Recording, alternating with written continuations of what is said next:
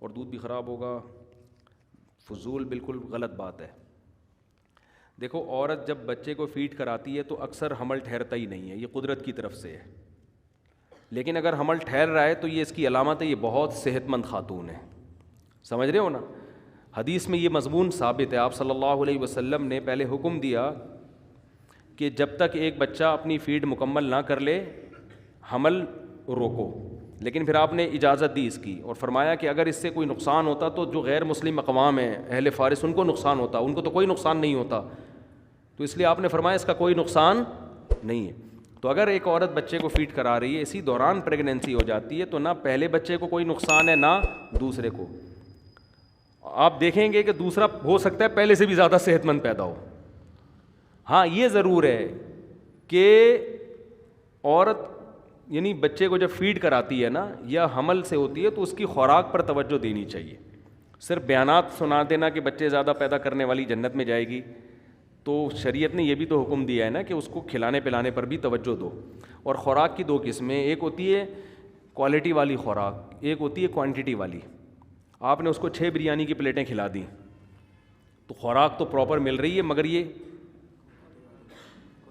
جیسے بعض خواتین چاہتی ہیں نا ہمارے دودھ زیادہ پیدا ہو، بچے کو پورا نہیں ہو رہا، تو ایسی چیزیں کھاتی ہیں جس سے دودھ بڑھ جاتا ہے۔ وہ دودھ کوالٹی کے اعتبار سے کوانٹٹی کے اعتبار سے بڑھتا ہے، کوالٹی کے اعتبار سے نہیں بڑھتا۔ کوالٹی کے اعتبار سے جب بڑھے گا جب اس میں پروٹین والی چیزیں کھائی جائیں، انڈے منڈے کھائے جائیں، مچھلی وچھلی کھائی جائے اپنے خرچے پہ۔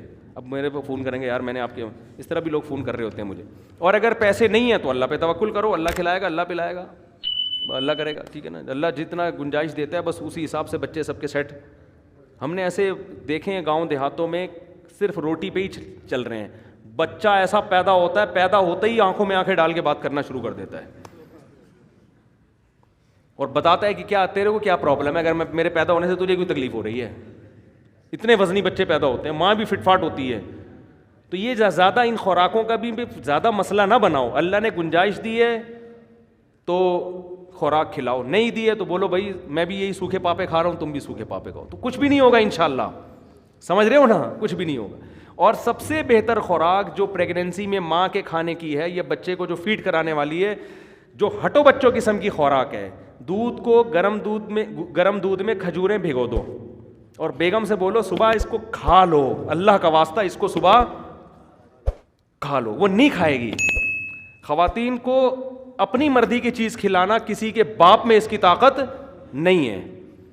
یہ اتنی بہترین خوراک ہے، اس کو بیگم کو مشورہ دو، بیگم یہ کھجوریں میں خرچے پہ لے کر آیا ہوں، حلال کی کمائی ہے، یہ دودھ ہے حلال کا، ڈبے کا دودھ نہیں، بھینس کا جو دے رہی ہے یا بکری کا یا گائے کا جو بھی ہے، اس کو بوائل کر کے گرم کر کے اس میں کھجوریں ڈال دیں، گھٹلی نکال دیں، صبح بیگم سے بولے اللہ کا واسطہ تجھے میں پیسے دوں گا یہ کھا لے تو، کیونکہ کھاتی نہیں ہیں عورتیں، ان کو کھانا وہی ہے جو ڈبل روٹی ہیں چائے میں ڈبو ڈبو کے کھانی ہے ان کو نا، تو صحتیں برباد خود کی ہوئی ہیں۔